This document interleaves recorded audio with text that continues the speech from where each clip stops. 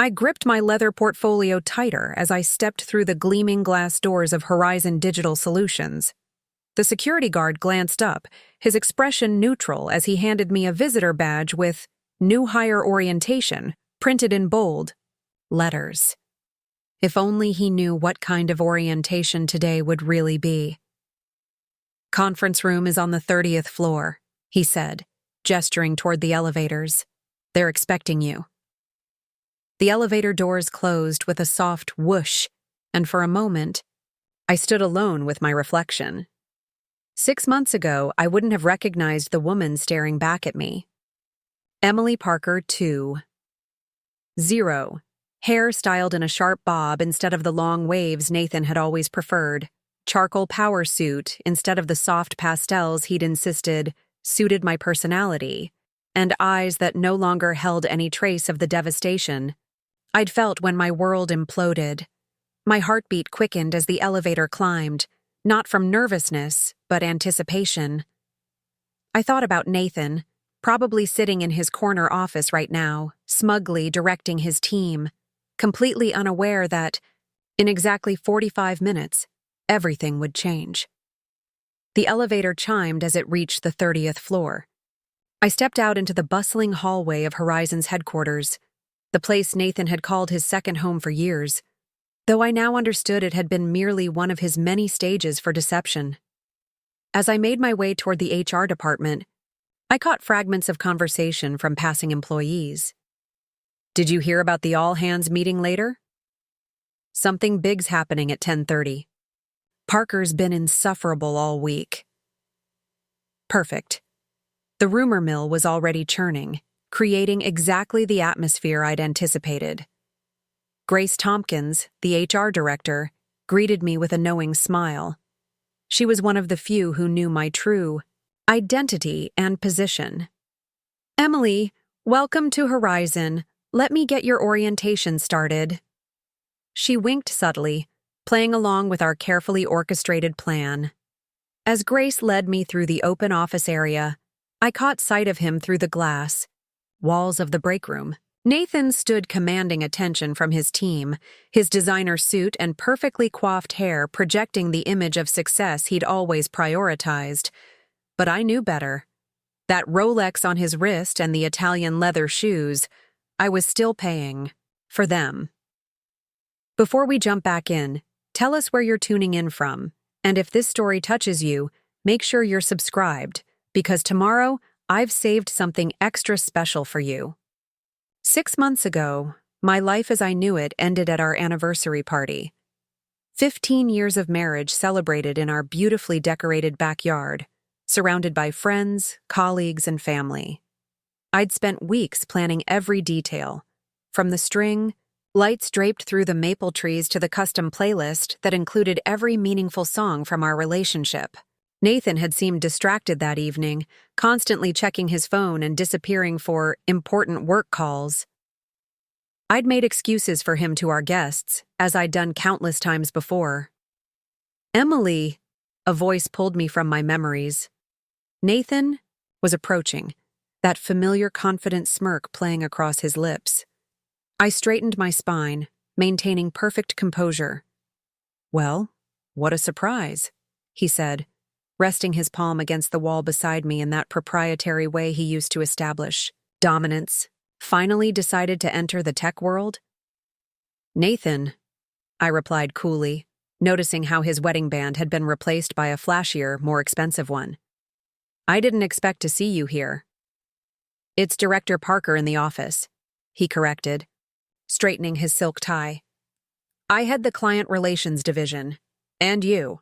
He glanced at my temporary badge, his smirk widening. "Are in orientation." Well, everyone has to start somewhere. Nearby employees pretended not to listen, but their typing had suspiciously slowed.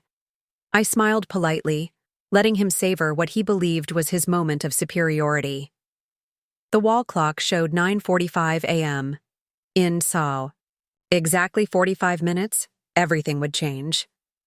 "I'm looking forward to the all-hands meeting," I said casually. "I hear there are some interesting announcements planned." A flicker of uncertainty crossed his face. Perfect. Let him wonder. New hires don't typically attend executive meetings, he said, his voice carrying that familiar condescending tone I'd endured for years. Exceptions can be made, Grace interjected, appearing at my side. In fact, Emily needs to head up now. The board is waiting. Nathan's eyebrows furrowed slightly. The board? Don't worry, Nathan, I said, gathering my portfolio. Everything will make sense very soon. As I walked toward the executive conference room, I could feel his eyes following me. The weight of my real employee badge, the one announcing me as Chief Security Officer, felt satisfying in my blazer pocket. In my portfolio lay the documentation of every security vulnerability in Horizon's client systems that Nathan's department had overlooked or actively hidden, every compliance regulation they'd skirted, every data protection protocol they'd compromised to make sales targets. The board had been quite interested in my detailed analysis of these vulnerabilities, particularly given my unique insight into the man running the client relations division. They'd been even more impressed by my proposals for strengthening Horizon's security infrastructure and my track record of implementing cutting-edge protection systems at my previous firm. The summit conference room doors loomed ahead, and through the glass, I could see Richard Harmon and the other board members assembling. They nodded respectfully as I approached. Behind me, I heard Nathan's expensive shoes clicking on the marble floor. He'd followed, curiosity apparently getting the better of him. After you, Director Parker.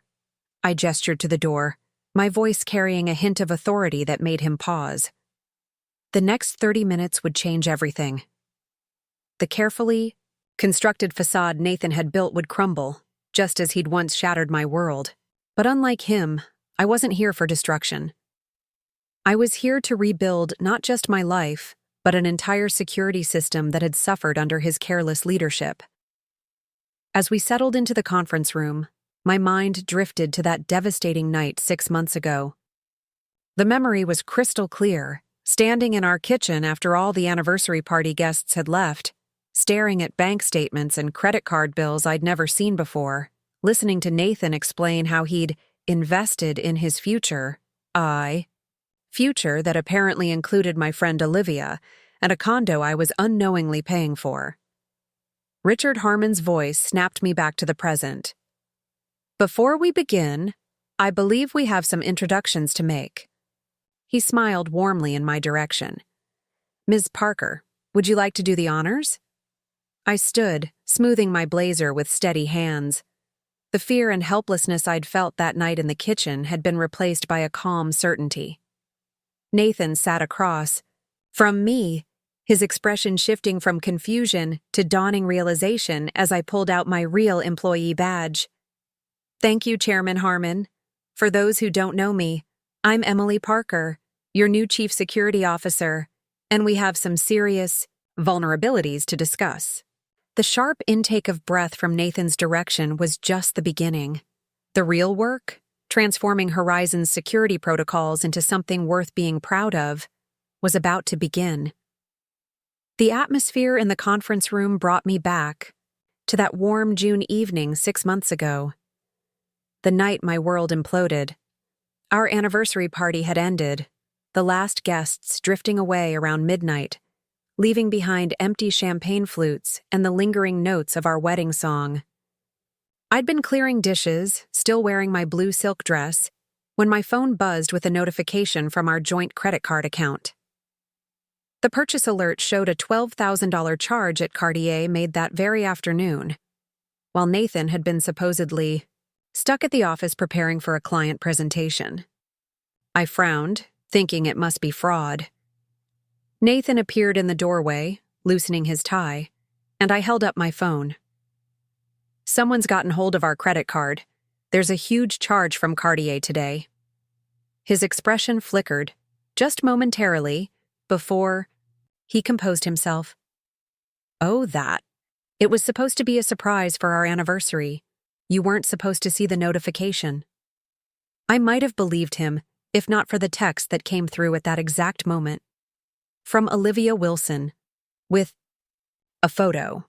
of her hand adorned with a platinum and diamond bracelet. The message read, "Thank you for the perfect anniversary gift. Can't wait until it's not a secret anymore.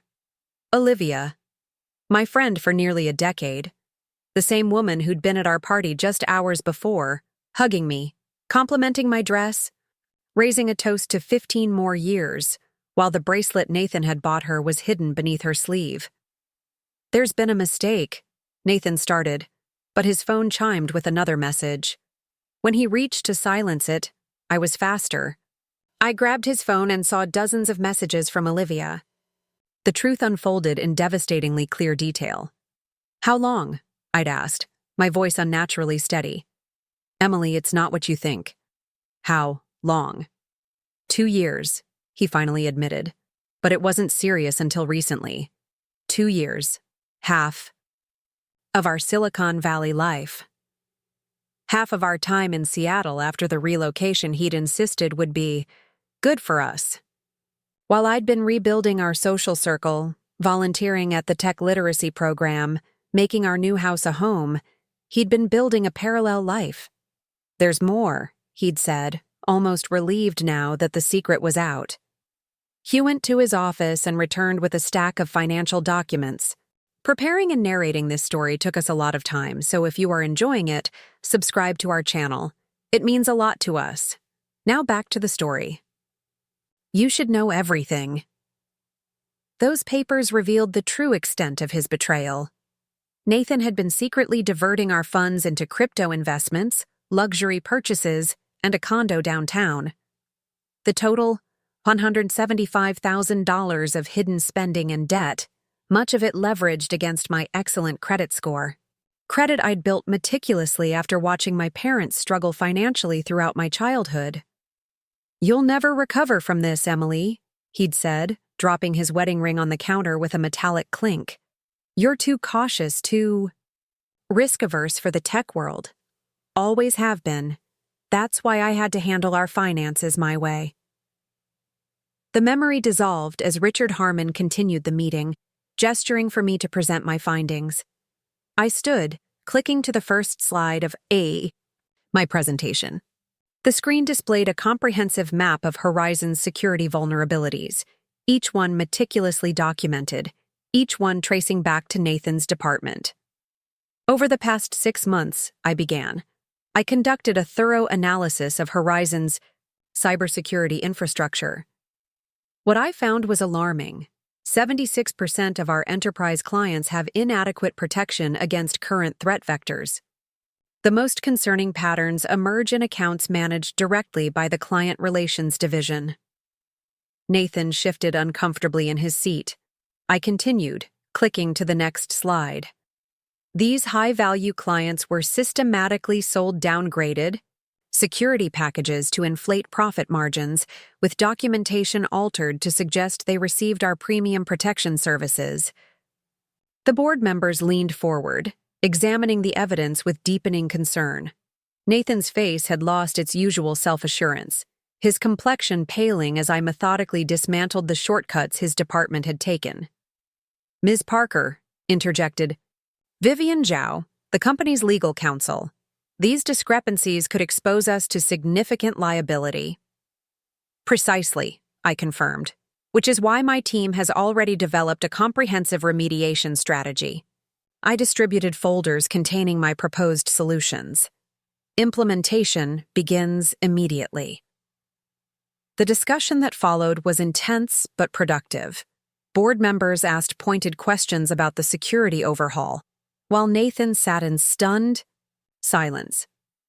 I answered each query with the expertise I'd developed over 15 years in digital security, experience Nathan had always dismissed as too cautious and behind the curve. Richard Harmon closed his folder decisively. "This is excellent work, Emily. The board fully supports your security initiative." He turned to Nathan. "Director Parker, effective immediately. All client relations protocols will require security clearance from Ms. Parker's team. You'll report directly to her throughout this transition." Nathan's expensive pen snapped between his fingers, sending tiny drops of ink across the table. "This is absurd," he finally sputtered. "I've managed these client relationships for years. You can't possibly expect—" "Your methods have exposed Horizon to significant risk," Richard cut in. "Ms. Parker's appointment isn't up for debate. The board's decision is unanimous." As the meeting adjourned, board members approached to welcome me officially, their handshakes firm and approving. Nathan remained seated, staring at my proposal as if trying to find a loophole, an escape route. "Director Parker," I said, gathering my materials, "I'll need a complete audit of your client security protocols by tomorrow morning. My office, the one at the end of the executive wing, will need your input." He looked up, his face a storm of emotions. "You planned this," he accused quietly. "No, Nathan," I replied, keeping my voice professional but firm. "You planned this the day you decided to compromise client security for sales bonuses. I'm just implementing the solutions." As I left the conference room, Grace fell into step beside me. "Security has been notified," she murmured. "They're implementing your access protocol changes now. Parker's system permissions have already been adjusted." I nodded, watching the office dynamics shift in real time. Employees who had once hurried away from Nathan's approach now stood their ground, their expressions curious rather than fearful. The culture of intimidation he'd cultivated was already beginning to crack. My temporary badge had been replaced with my official credentials. Emily Parker, Chief Security Officer. The weight of it felt right against my blazer, a tangible symbol of transformation. Through the glass walls of what would soon be my office, I could see Nathan roughly gathering his things, his movements angry and jerky. 6 months ago, he'd told me I was too cautious for the tech world, that I would never recover from the financial devastation he'd engineered. He couldn't have been more wrong. "Emily," Olivia's voice came from behind me. I turned to see her standing there, clutching a folder, her face drained of color. 6 months ago, she'd stood in my kitchen after Nathan had moved out, insisting she'd had no idea about the financial deception, that she'd been just as fooled as I was. She'd been wearing the Cartier bracelet then, too, though she'd tried to hide it under her sleeve. I didn't know you worked here now," she stammered.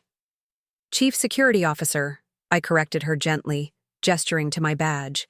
"And you're in administrative support for client relations," she replied, her voice small. I nodded, noting the irony. At our anniversary party, she'd mocked my outdated understanding of tech while refilling her champagne.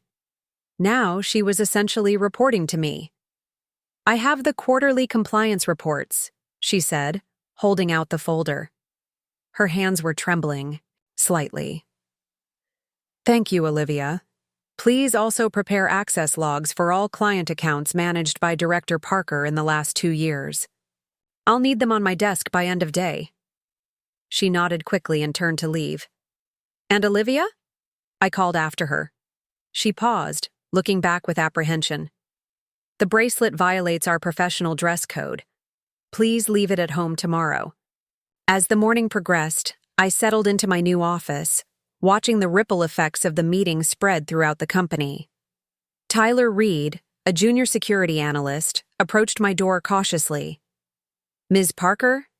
I have some concerns about the encryption protocols Director Parker implemented for the Westbrook account. The backdoor access points are concerning."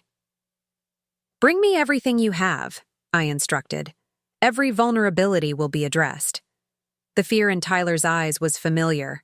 I'd seen it in my own reflections 6 months ago, staring at mounting debt statements and forged signatures. But now that fear was being replaced by something else. Hope for change, for accountability, for a workplace built on integrity rather than intimidation. My phone buzzed with messages from other department heads, all eager to discuss security, upgrades. Nathan's power structure was crumbling, but unlike him, I wasn't interested in building a kingdom of fear. I was here to create something far more valuable. A system of transparency, protection, and genuine security. The transformation had begun, and there would be no going back to the old ways of doing business. The woman Nathan had tried to destroy was now the architect of a new security framework, one built on the very values of caution and thoroughness he had mocked. As I looked out over Seattle's skyline from my office window, I thought about the night after I'd discovered Nathan's betrayal. After he'd left with his suitcases and cutting remarks, I'd sat at our dining room table until dawn, surrounded by evidence of his deception. That night, I made a promise to myself. I would not be broken by this. Instead, I would use everything I'd learned about security, about vulnerability, about human nature, to build something stronger. 6 months of intensive work had followed. I'd contacted Maya Chen, my friend from graduate school who specialized in digital forensics. Together, we'd traced every aspect of Nathan's financial manipulations and discovered the parallels to his professional shortcuts. I'd reached out to Dr. Diane Foster, the renowned security expert whose methods Nathan had always dismissed as too conservative. She'd become my mentor, helping me translate my personal experience with betrayal into professional expertise in vulnerability assessment. The most surprising alliance had come from Richard Harmon himself. After I'd presented my findings about Horizon's security vulnerabilities, identified through careful examination of their public-facing systems, he'd recognized not just the problems I'd uncovered, but the solutions I offered. "Your experience gives you a unique perspective," he'd said during our final interview. "You understand that security isn't just about technology. It's about people, trust, and systematic protection." Now, watching the activity in the office, below, I could see that perspective already reshaping Horizon's culture. The $175,000 debt Nathan had left me with had become an investment in my future, though not in the way he'd intended. It had forced me to recognize vulnerabilities, to build stronger boundaries, and to transform betrayal into expertise. Grace appeared at my door with another update. "The security team is assembled in Conference Room B, ready for your briefing. And Emily," she added with a small smile, "everyone's talking about how things are finally going to change around here." I gathered my materials and headed toward the conference room. The morning's confrontation with Nathan had been necessary, but it was just the beginning. The real work, building a truly secure foundation for Horizon's future, was just beginning. As I passed Nathan's former office, I saw him sitting alone, staring at his screen, his kingdom of deception crumbling around him. Our eyes met briefly through the glass, and I saw something I never expected: recognition. Not just of my new position, but of the strength he'd always underestimated. I continued walking, my steps purposeful. The woman he'd dismissed as too cautious was now leading the very transformation his recklessness had made necessary. There was a certain poetry to it, a justice more satisfying than any revenge could have been. The security team rose as I entered the conference room, eager to begin the work of building something better. I opened my portfolio and took a deep breath. "Let's get started," I said. "We have vulnerabilities to address."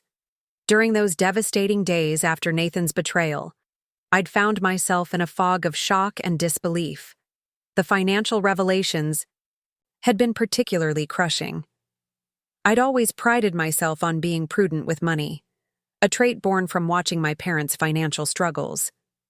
And yet somehow, Nathan had managed to accumulate $175,000 in hidden debt using my credit, all while mocking my caution.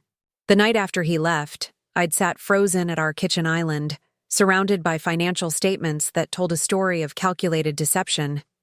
Credit cards I'd never seen, loan applications with my forged signature, transfers from our retirement, accounts to crypto wallets, a second mortgage on our house.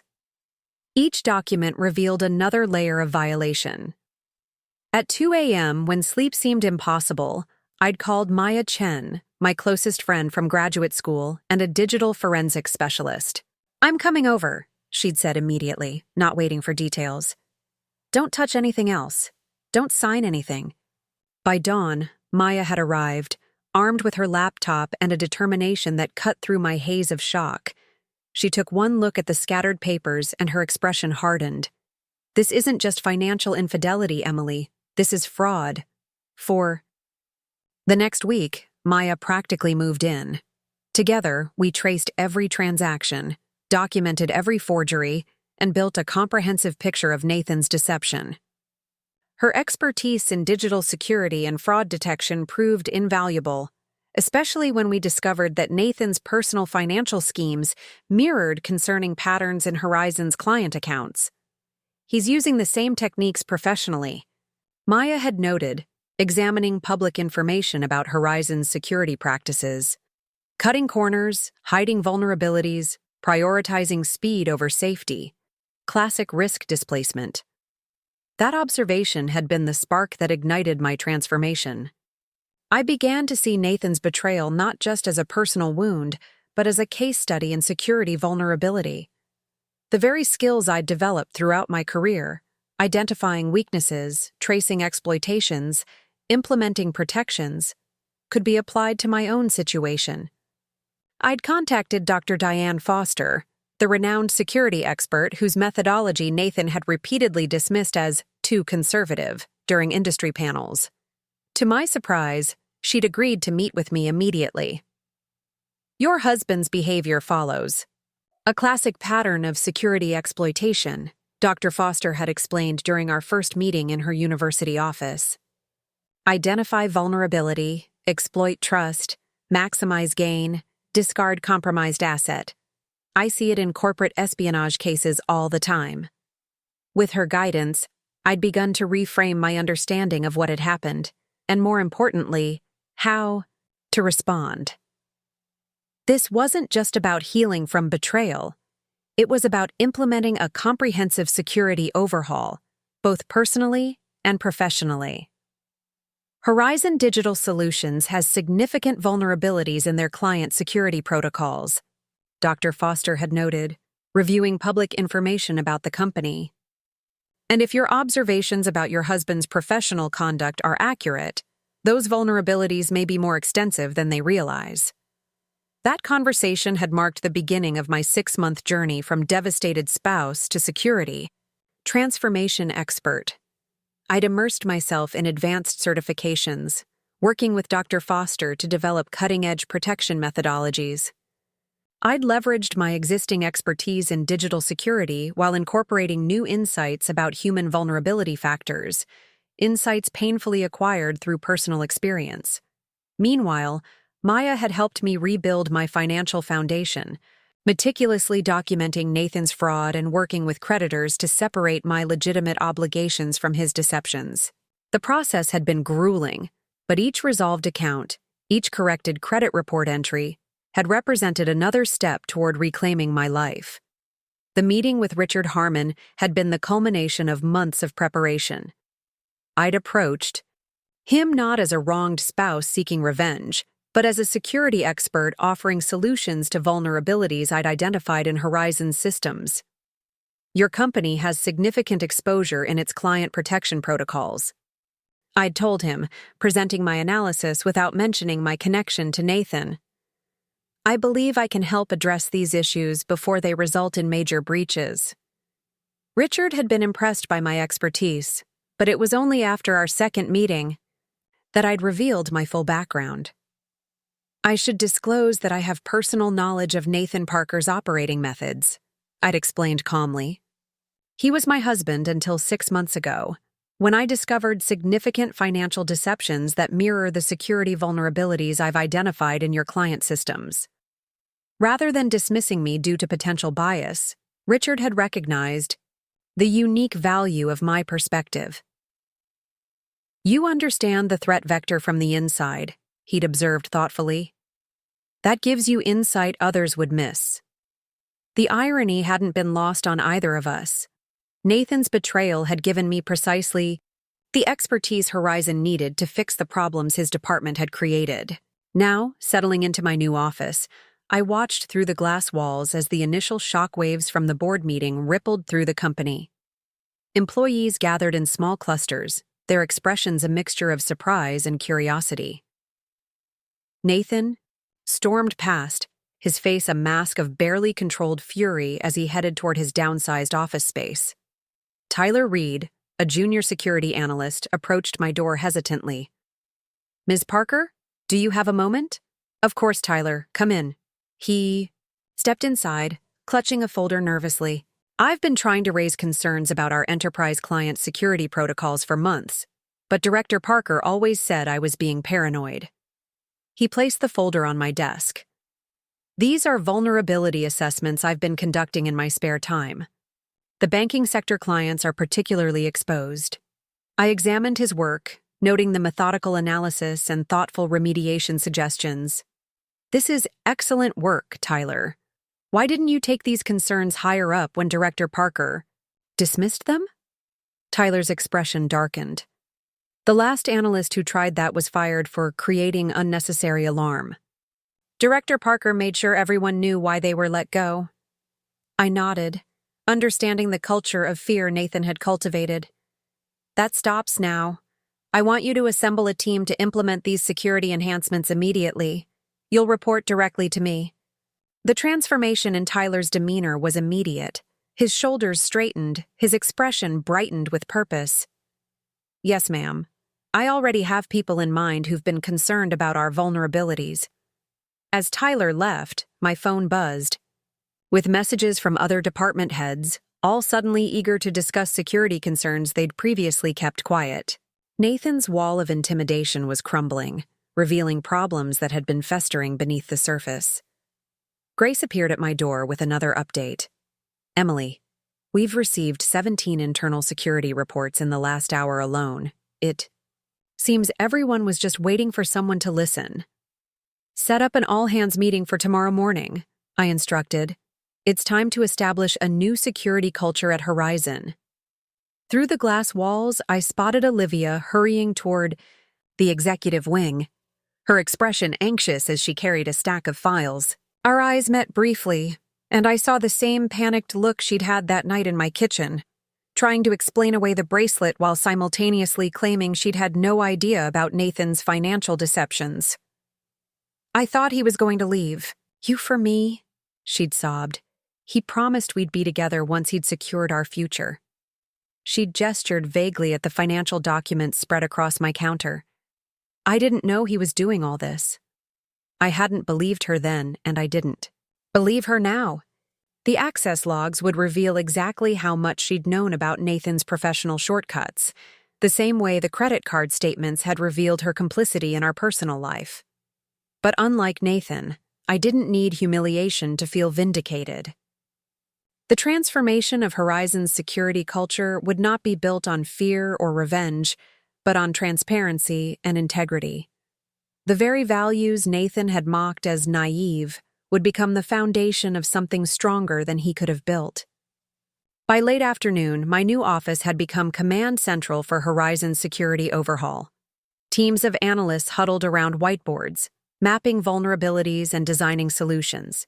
The energy was palpable, not the frantic stress of Nathan's leadership style, but the focused determination of professionals finally empowered to address long-ignored problems. Maya called, eager for an update. "How's it going, Chief Security Officer Parker?" "It's quite the day," I replied, watching through my office windows as Nathan argued with another executive in the hallway, his gestures becoming increasingly desperate.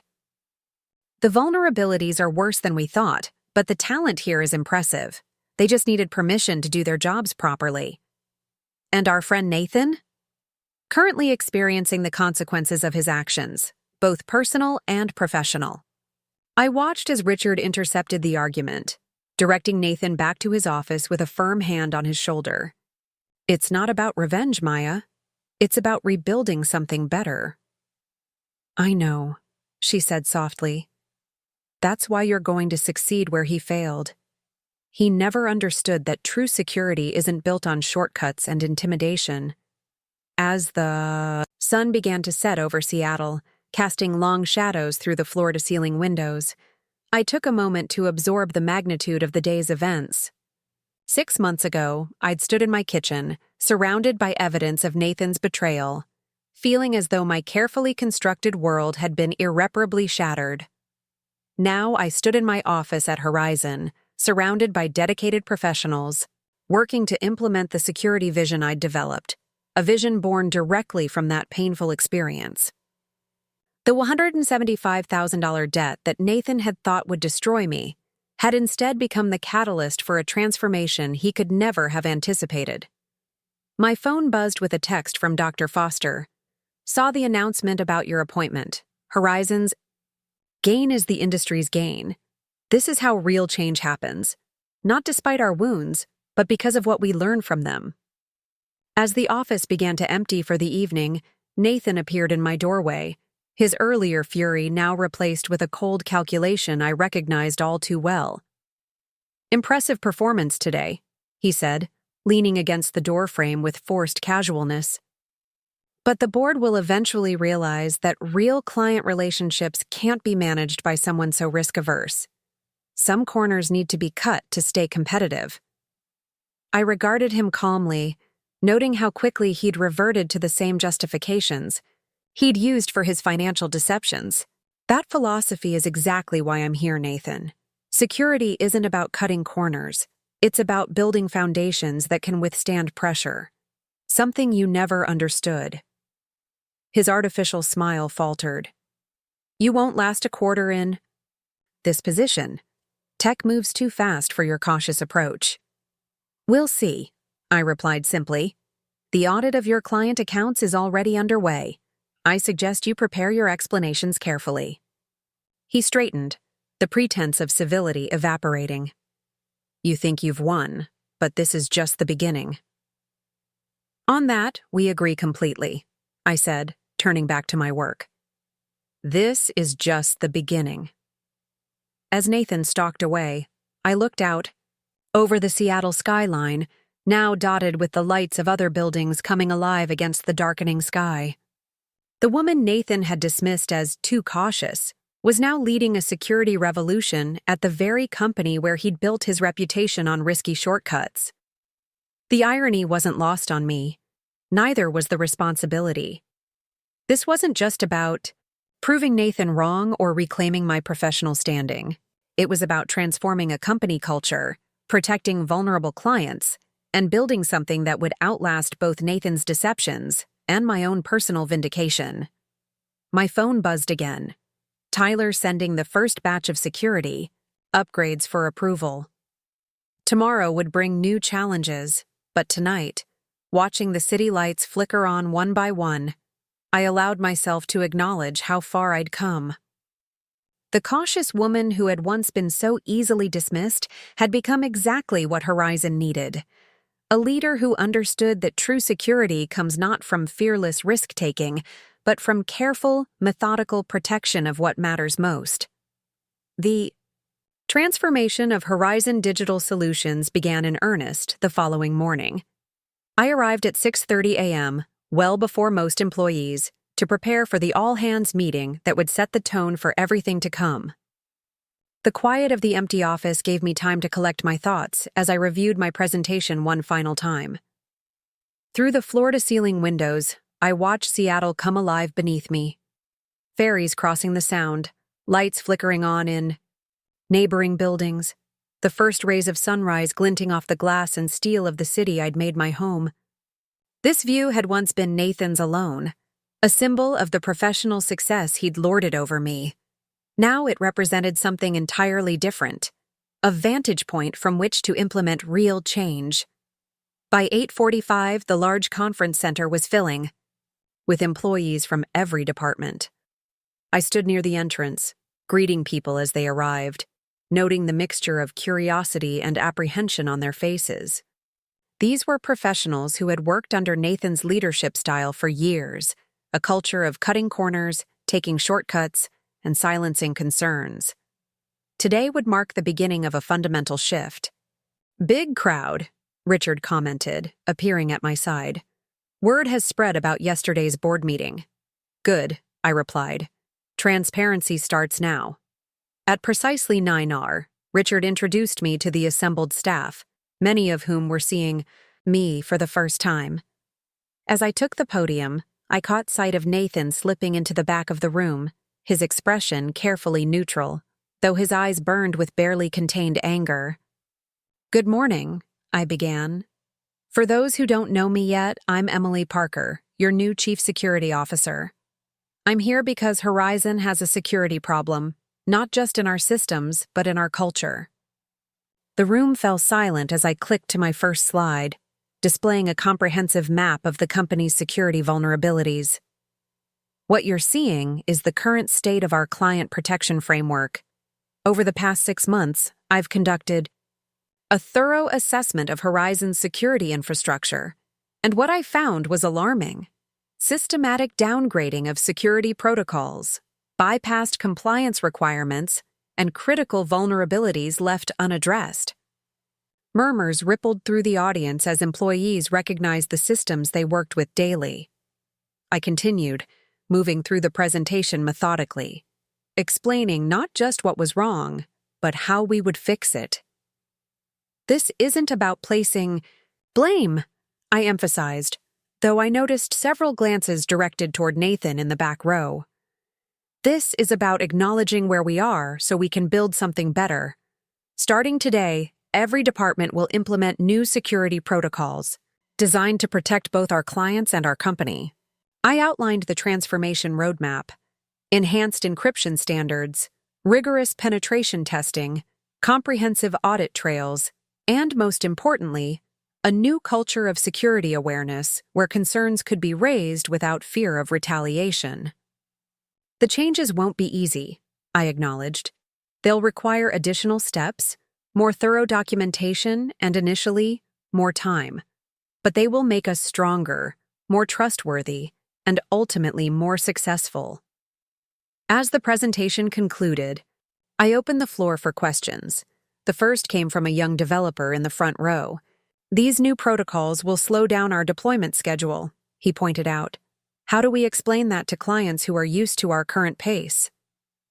It was exactly the kind of question Nathan would have used to dismiss security concerns in the past. "By being honest," I replied simply. "We tell them we're implementing enhanced security measures to better protect their data and systems. We explain that the additional time represents value, not delay. In my experience, clients appreciate knowing their security is being taken seriously." More hands rose, and I addressed each question directly and transparently. Throughout the discussion, I noticed Tyler Reed moving through the crowd with several other analysts, answering technical questions and offering support to concerned team members. The seeds of a new security culture were already beginning to take root. From the back of the room, Nathan finally spoke up, his voice carrying that familiar condescending tone. "These measures may sound good in theory, but we operate in a competitive marketplace. Our clients choose us for our agility and quick implementation. Won't these extensive security protocols put us at a serious market disadvantage?" The room quieted, all eyes turning from Nathan to me. It was a challenge meant to undermine me publicly. Classic Nathan strategy. "That's an excellent question, Director Parker," I responded calmly. "And it highlights exactly the false dichotomy that has created our current vulnerabilities. Security and efficiency aren't opposing forces. They're complementary when implemented correctly." I clicked to a slide I'd prepared specifically for this objection, displaying performance metrics from my previous implementations. These are results from security overhauls I've led at other companies. Initial slowdown during implementation, yes, but look at the 3-month and 6-month markers. Improved client retention. Reduced emergency patching, higher client satisfaction scores, and most tellingly, increased referral business from existing clients who value and trust our approach. Nathan's expression remained skeptical, but I noticed several department heads nodding thoughtfully. "We're not choosing between security and business success," I concluded. We're recognizing that in today's landscape, real success isn't possible without robust security. Our clients deserve no less, and neither does Horizon.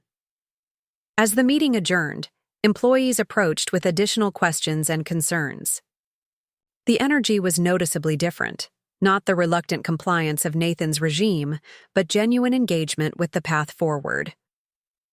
Through the crowd, I spotted Olivia hanging back, her expression unreadable as she observed the scene. Grace appeared at my side, handing me a folder. "The access logs you requested," she murmured. "Olivia compiled them this morning. And Emily, there are some concerning patterns you should review immediately." Back in my office, I spread the logs across my desk, quickly identifying what had concerned Grace. Client access patterns showed systematic security downgrades coinciding with sales bonuses.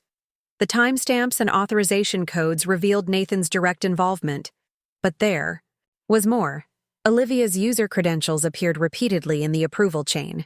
"She knew," I muttered, thinking back to her tearful denials in my kitchen. "Just like with the credit cards." A knock at my door interrupted my analysis. Olivia stood in the doorway, her usual confidence replaced by obvious anxiety. "You wanted to see me?" she asked, though I hadn't summoned her. I gestured to the chair across from my desk. "I was just reviewing these access logs. Your credentials appear frequently in the security downgrade approvals." She sat, smoothing her skirt nervously. "Nathan had me use his login sometimes.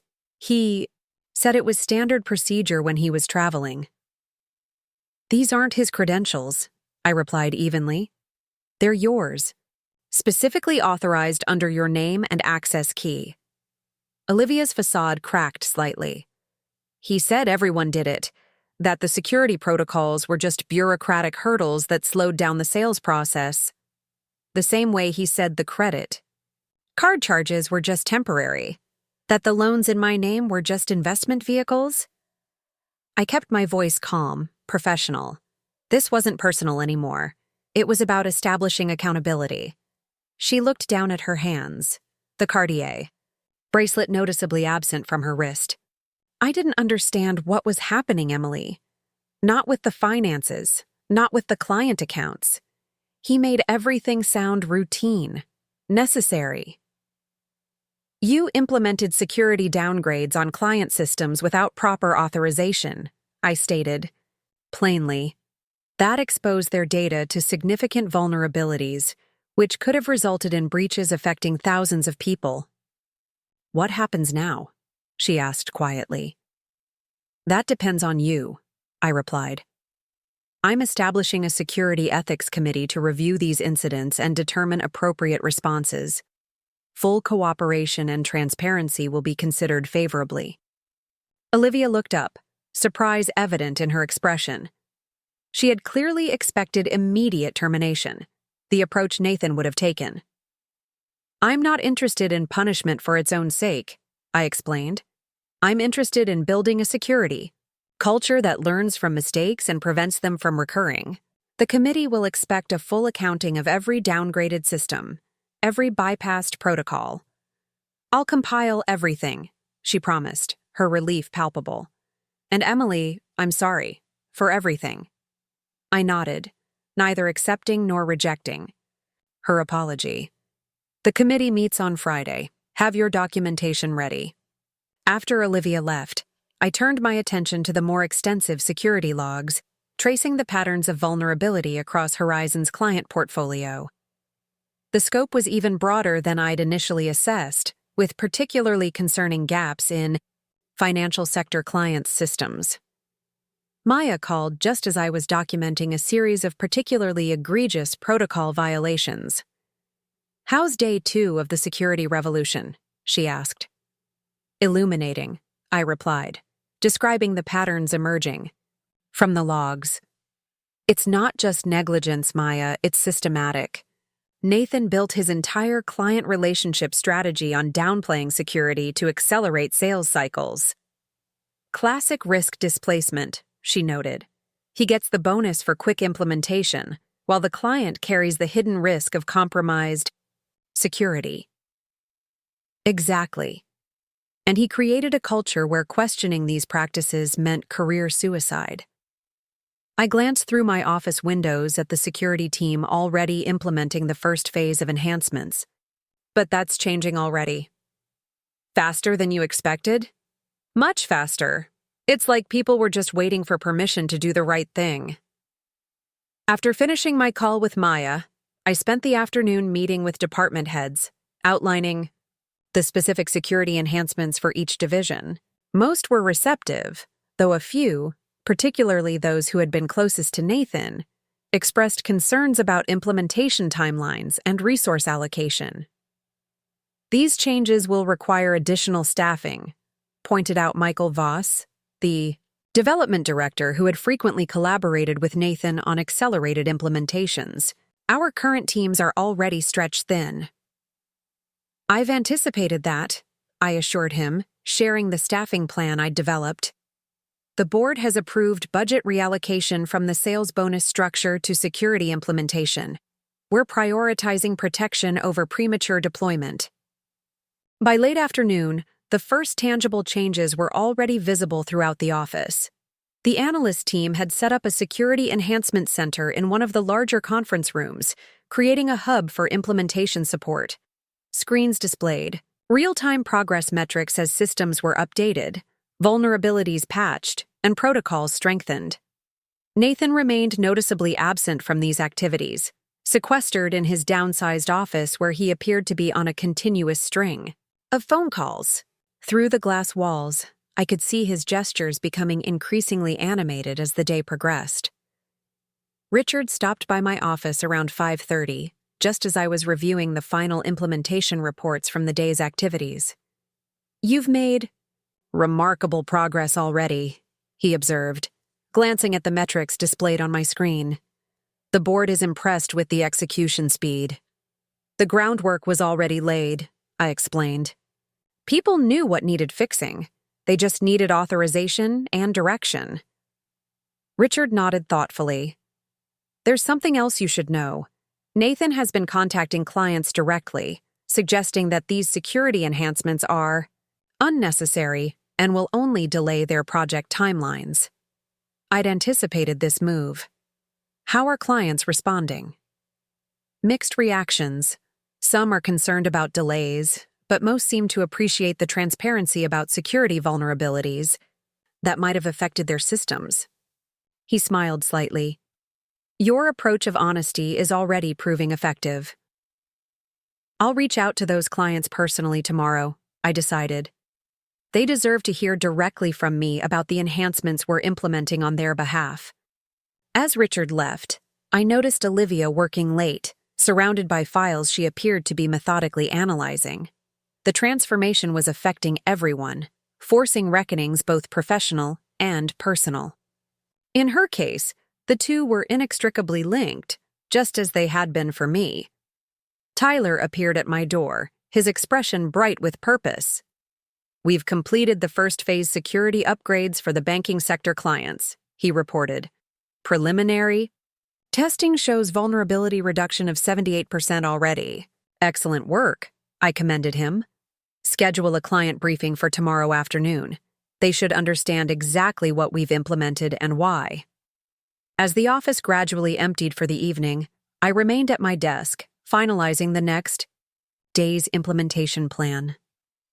Through the windows, Seattle's skyline glittered against the darkening sky, a constellation of lights reflecting in the sound below. 6 months ago, I couldn't have imagined standing here, leading a company-wide transformation born from my own painful experience. The ding of the elevator announced a late departure, and I glanced up to see Nathan stepping in, his posture rigid, with suppressed anger. Our eyes met briefly across the distance, and I saw something I hadn't expected. Beneath the anger, a flicker of uncertainty. For perhaps the first time, he was beginning to realize that his dismissal of my cautious approach had been his most significant miscalculation. The following days unfolded in a carefully orchestrated sequence of implementation, education, and cultural transformation. Each morning began with a briefing for team leaders, outlining the day's security objectives and addressing concerns that had emerged from the previous day's activities. By the end of the first week, the initial resistance had largely dissolved as employees witnessed the positive effects of the enhanced security measures. Client feedback was predominantly positive, especially after my personal outreach explaining the vulnerabilities we'd identified and the protections we were implementing. The Westbrook financial team was particularly appreciative, Tyler reported during our Friday morning briefing. Apparently, they'd experienced unexplained system anomalies that make more sense now that they understand the security gaps. And? How is the team adapting to the new protocols? I asked, looking around at the department representatives gathered in my office. There was some friction initially, admitted Sarah Jenkins from the development team. The additional documentation requirements felt cumbersome, but now that we've integrated them into our workflow, they're becoming second nature. And honestly, it's reassuring to know we're building more secure systems. The only persistent resistance came from Nathan and his closest allies in the client relations department. They continued to frame the security enhancements as unnecessary hurdles that would hamper Horizon's competitive edge. But with each passing day, as more clients expressed appreciation for the increased protection, their arguments lost credibility.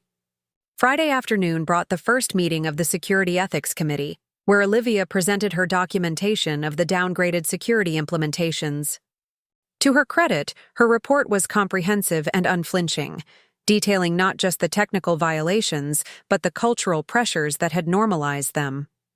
Director Parker made it clear that questioning security downgrades would be career-limiting, she explained to the committee. He cited examples of employees who had been sidelined or terminated after raising concerns. The pattern she described matched exactly what I had experienced in our personal life. Nathan creating an environment where questioning his decisions was portrayed as obstructionist or naive. The same manipulative tactics that had kept me in the dark about our finances had been deployed professionally to silence security concerns. After deliberating, the committee decided that Olivia would be placed on probation rather than terminated, with the requirement that she complete advanced security certification and contribute to the development of Horizon's new ethical guidelines. "You're giving me a second chance," she said quietly as we left the meeting room. "I'm giving the company the benefit of your experience," I corrected her. "You understand exactly how these violations occurred and why they were allowed to continue. That insight is valuable for preventing similar situations in the future." The weekend brought my first real opportunity to process everything that had happened since stepping into Horizon's offices on Monday morning. Sitting on the balcony of my Capitol Hill apartment, watching ferries cross the Sound as rain misted softly around me, I reflected on the distance I'd traveled, both literally and figuratively, since that devastating night 6 months ago. Maya joined me for brunch on Sunday, eager to hear the unfiltered version of the week's events. "I still can't believe you pulled this off," she said, raising her mimosa in a toast. "From financial victim to corporate security revolutionary in DR. 6 months. It's literally the most satisfying redemption arc I've ever witnessed firsthand." I smiled, clinking my glass against hers. It wasn't about redemption, though. Not really. It was about taking what I learned from a painful experience and using it to create something better. "Speaking of your ex," Maya said, setting down her glass, "any significant meltdowns this week?" "He's been surprisingly restrained, at least publicly. But Richard mentioned he's been making calls to clients, trying to undermine the security initiative." I shrugged slightly. "It's not working. The vulnerabilities were too real and too significant for clients to ignore once they understood the risks. And Olivia, that must be awkward, her reporting to you now." "It's complex," I admitted. "She's cooperating fully with the security overhaul, documenting every compromised system. I think she genuinely didn't understand the significance of what she was doing, both personally and professionally. Just like she didn't understand she was sleeping with your husband and spending your money?" Maya raised a skeptical eyebrow. "The situations are parallel," I acknowledged. Nathan has a particular talent for normalizing unethical behavior, making it seem like the doubts are the problem, not the actions themselves. We spent the rest of brunch discussing the next phases of Horizon's security transformation and my plans for the coming week. As we parted, Maya hugged me tightly. "I'm so proud of you, Em. Not just for the professional triumph, but for how you're handling it. With integrity, not vengeance." Her words stayed with me as I prepared for the week ahead, reviewing implementation reports and readying my presentation for Monday's executive committee meeting. This transformation wasn't just about correcting Nathan's professional missteps or proving him wrong about my capabilities. It was about establishing a new standard, one that valued thorough protection over quick profits and genuine security over superficial success. Monday morning brought an unexpected development. As I stepped off the elevator, Grace approached immediately, her expression concerned. "Nathan called an impromptu meeting with the client relations team at 7:30, she informed me quietly. "He's been presenting alternative security implementation plans that would maintain competitive timelines while addressing the most critical vulnerabilities." "On whose authority?" I asked, though I already knew the answer. "His own. He's positioning it as a compromise approach to prevent client attrition." I nodded, unsurprised by this attempted end run around the board-approved security overhaul. "Where are they meeting?" Grace led me to conference room C, where Nathan was mid-presentation, displaying slides that cherry-picked elements of my comprehensive security plan while discarding the foundational changes that would provide genuine protection. "This approach gives us the best of both worlds," he was explaining as I entered. "We address the highest-profile vulnerabilities without sacrificing the implementation speed our clients expect." The room fell silent as I approached the front, standing beside the screen where Nathan's diluted security plan was displayed. "This is an interesting proposal, Director Parker," I said calmly, "though I'm curious why it wasn't submitted through the proper channels for security protocol review." Nathan's expression hardened slightly, but he maintained his professional demeanor. "I was simply exploring alternatives that might better serve our clients' needs for both security and efficiency." "I appreciate your concern for efficiency," I replied, "but I'm afraid this approach replicates the exact vulnerabilities that exposed our clients to risk in the first place. It prioritizes quick implementation over comprehensive protection." I turned to address the client relations team directly. "The board has approved our security overhaul precisely because it doesn't compromise on client protection. Partial measures might appear efficient in the short term, but they create future vulnerabilities that ultimately damage both our clients and our reputation." Nathan opened his mouth to object, but I continued smoothly. "I welcome input on implementation methods, of course. If you have suggestions for optimizing our processes without compromising security standards, please submit them through the proper channels. My door is always open for constructive collaboration." With that, I nodded politely and exited, leaving Nathan to deal with the deflation of his attempted workaround. This wouldn't be his last effort to undermine the security transformation, but each attempt only reinforced the necessity of the very changes he was resisting. Back in my office, I found Richard waiting, a slight smile playing at the corners of his mouth. "I hear Nathan tried an end run this morning," he commented. "Predictable," I replied, setting down my portfolio. "He's still operating from the same playbook." "The board has been monitoring his communications with clients," Richard informed me. "His attempts to undermine the security initiative have crossed into actively misrepresenting company policy. We've scheduled a formal review for Wednesday." I nodded, understanding the implications. Nathan's position was becoming increasingly untenable as his resistance to necessary security measures revealed his prioritization of personal convenience over client protection. "This isn't about personal vindication, Richard," I said carefully. "It's about ensuring Horizon's security culture can evolve beyond the shortcuts and compromises." Of course, he agreed. But accountability is part of that evolution. Nathan's approach to security has exposed our clients to significant risk. That can't continue, regardless of your personal history. As Richard left, I turned to the window, watching rain streak across the glass as clouds gathered over the sound. The storm brewing outside mirrored the one developing within Horizon's walls, a necessary clearing of old, stagnant patterns to make way for something healthier and more sustainable. The transformation was gaining momentum, shifting from implementation to integration as new security protocols became standard practice throughout the company. Nathan's attempts to maintain the old patterns of compromise and corner-cutting only highlighted the necessity of the changes underway. The woman he had dismissed as too cautious was now leading Horizon toward a future where caution wasn't a liability, but a cornerstone of genuine security. And that was a vindication far more meaningful than any personal triumph could have been.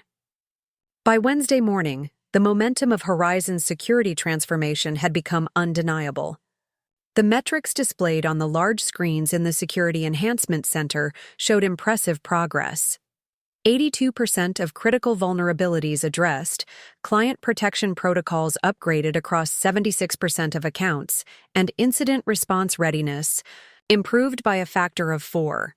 But numbers told only part of the story. The real change was evident in the shifting dynamics throughout the company. I arrived early for Nathan's review meeting, taking a moment in the quiet of my office to gather my thoughts. Through the windows, Seattle was emerging from beneath, a blanket of morning fog, the Space Needle appearing and disappearing as mist swirled around it. There was something fitting about this half-revealed view, clarity emerging gradually, just as Horizon's true security landscape was coming into focus after years of deliberate obfuscation. Tyler knocked lightly on my open door, tablet in hand. "The final analysis of the financial sector vulnerabilities is complete," he reported, his confidence growing visibly with each passing day. "We've identified backdoor access points in 17 client systems that weren't documented in any official security protocols. Nathan's special access routes," I noted, scanning the detailed findings, "used for expedited implementations without proper security review." "Exactly. We've closed 14 already, with the remaining 3 scheduled for remediation by end of day." Tyler hesitated slightly. "There's something else you should see." He swiped to a different screen, displaying log data that made my breath catch. The backdoor access points showed repeated entry from IP addresses not associated with Horizon systems, external access that had no legitimate explanation. "Have you traced these?" I asked, already suspecting the answer. Tyler nodded grimly. 3 trace back to VPN services commonly used to mask identity, but 4 others. He swiped again, revealing a familiar address. They traced directly to Director Parker's home network. The implications were immediate and severe. This went beyond cutting corners or downplaying security risks. Nathan had been accessing client systems outside of official channels, without authorization or documentation. Whether for monitoring, data extraction, or system manipulation, it represented a profound breach of trust and potentially serious legal violations. "Have you shared this with anyone else?" I asked. "No, ma'am. I came directly to you." "Good. Download everything to a secure drive and lock down these findings for now. We'll address this in the review meeting." As Tyler left, I sat back, in my chair, processing this development. 6 months ago, I'd discovered Nathan had been living a double life personally, hiding financial deceptions behind a facade of success. Now it appeared his professional deceptions ran even deeper than we'd initially uncovered. My phone buzzed with a text from Maya. "Good luck today. Remember, this isn't about him. It's about building something better." She was right, of course. The purpose of today's review wasn't personal vindication, but professional accountability, establishing that Horizon's new security culture had no place for unauthorized access and hidden vulnerabilities, regardless of who created them. At 10 sharp, I entered the executive conference room where Richard and the review committee were already assembled. Nathan arrived moments later, his usually impeccable appearance showing subtle signs of strain, a slightly loosened tie, faint shadows beneath his eyes. He nodded curtly to the committee members before taking his seat across from me. Richard opened the proceedings with characteristic directness. This review has been called to address concerns about Director Parker's communications with clients regarding Horizon's security initiative, as well as his adherence to the new protocols implemented under CSO Parker's direction. For the next hour, the committee methodically reviewed evidence of Nathan's attempts to circumvent the security overhaul, emails to clients downplaying vulnerability concerns, meetings scheduled outside official channels, and implementation plans that preserved the appearance of security enhancement while maintaining the same fundamental weaknesses. Nathan defended his actions with practiced confidence. I've simply been offering clients options that balance security with practical business considerations. The comprehensive approach being implemented is admirable in theory, but creates unnecessary delays that risk client relationships. These aren't options, Director Parker, countered Vivian Zhao, legal counsel. They're direct contradictions of company policy and board-approved security measures. As the discussion continued, I waited for the right moment to address the most serious findings. When Richard finally asked if there were additional concerns to be presented, I nodded, pulling up the data Tyler had compiled. There's a more significant issue that came to light during our security remediation, I began, sharing the screens showing the backdoor access points and unauthorized external connections. We've discovered 17 undocumented access points in client systems, created during implementations managed by the Client Relations Department. The committee members leaned forward, expressions growing more serious as they absorbed the implications.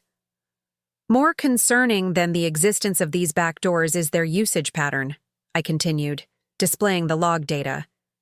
They show repeated access from external IP addresses, including 4 that trace directly to Director Parker's home network. This access occurred outside business hours and without client knowledge or authorization. Nathan's composed facade cracked visibly. That's absurd.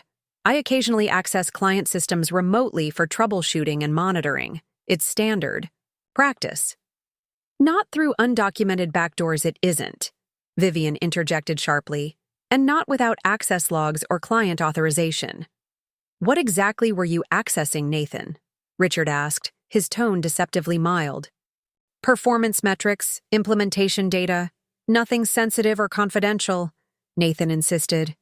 But the slight tremor in his hand as he reached for his water betrayed his discomfort. I displayed the next screen, showing specific timestamps and access patterns. These logs show consistent access to client financial data, user authentication frameworks, and in several cases, proprietary algorithms that represent the intellectual property of our clients. The room fell silent as the committee processed this revelation. This wasn't merely bypassing security protocols, it was potential corporate espionage. I want to be absolutely clear, I stated, meeting Nathan's gaze directly. The issue isn't that you accessed these systems remotely. The issue is that you created undocumented backdoors specifically designed to bypass security monitoring, then accessed sensitive client data without authorization or legitimate business purpose. Nathan's expression hardened, his earlier uncertainty replaced by cold calculation.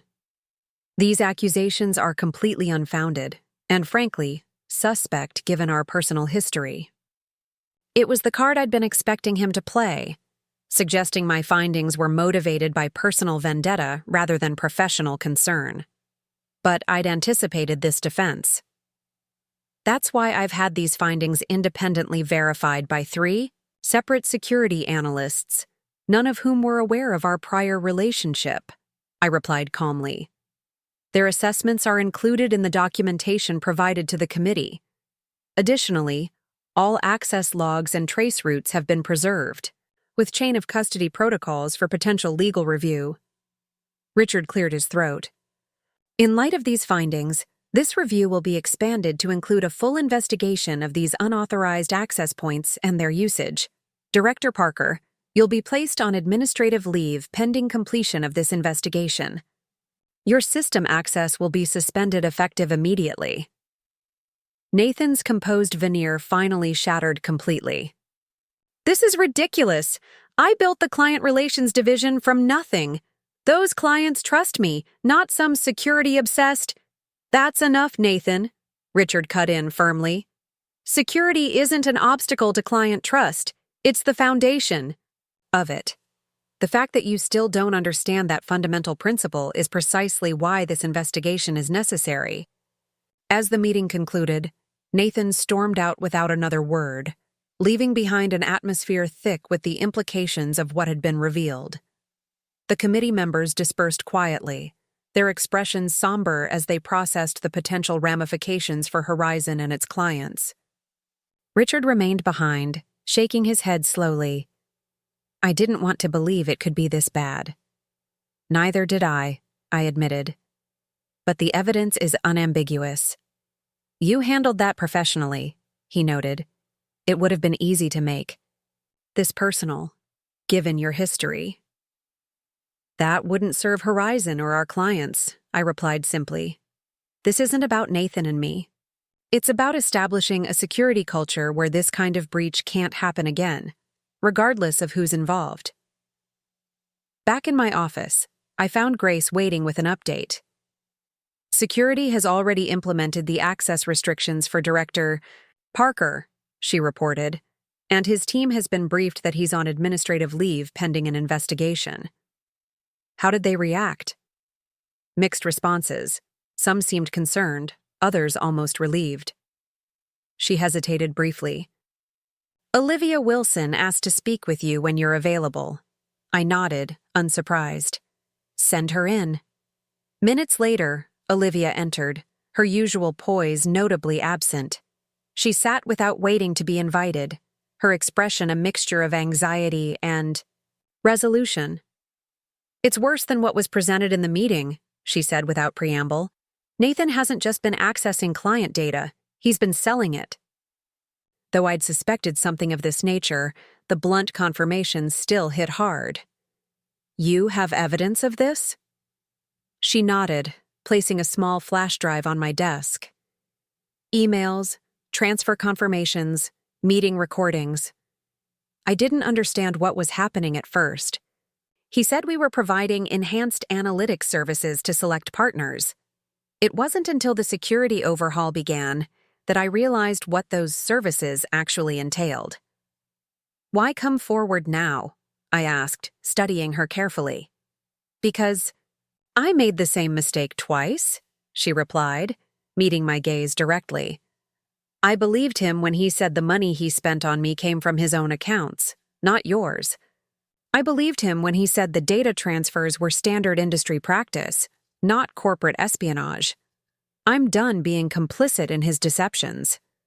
I picked up the flash drive, weighing both it and her words carefully. This will be included in the investigation. Your cooperation will be noted, but it doesn't erase your involvement. I know. She stood to leave, then paused. Emily, I'm not asking for forgiveness, but I want you to know I admire what you're building here. The security culture you're creating, it's what Horizon should have been all along. After she left, I secured the flash drive in the safe behind my desk, then called Richard to update him on this new development. His response was measured but resolute. The investigation would be expanded to include potential data theft and corporate espionage, with appropriate legal counsel engaged.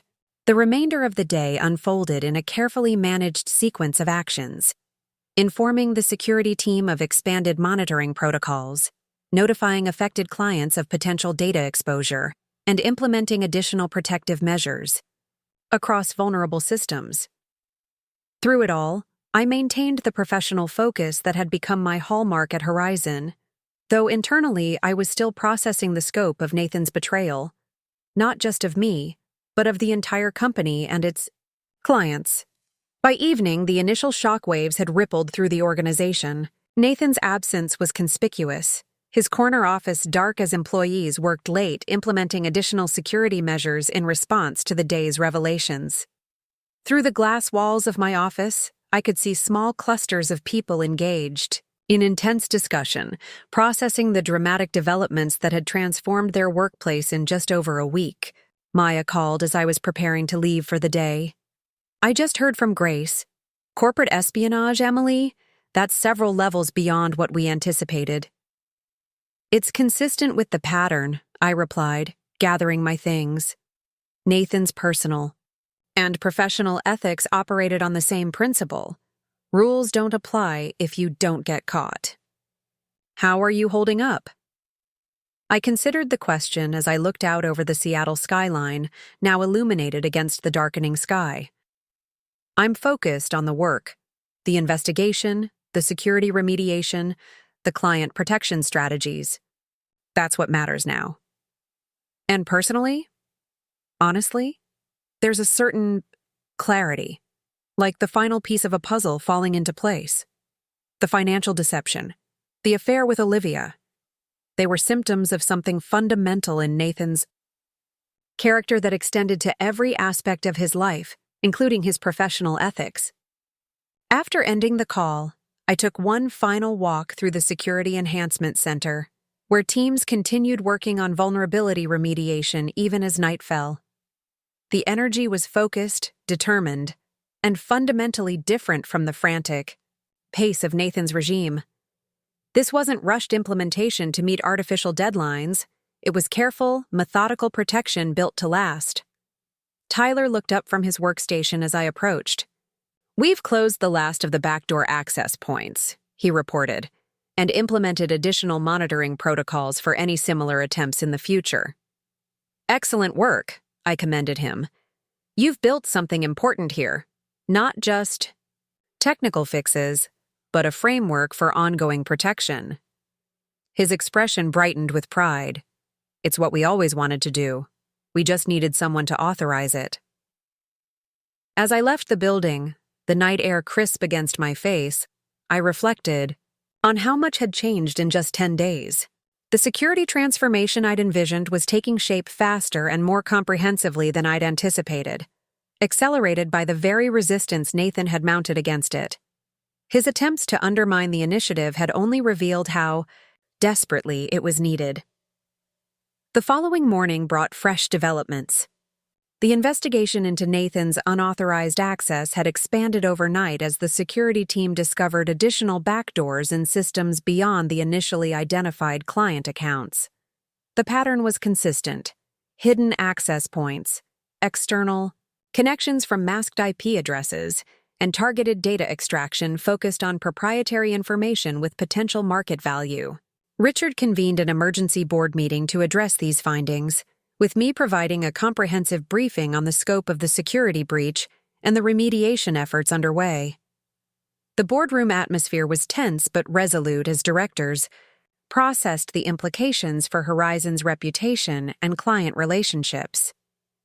"The question isn't just what damage has been done," observed Elaine Takamoto, one of the more senior board members.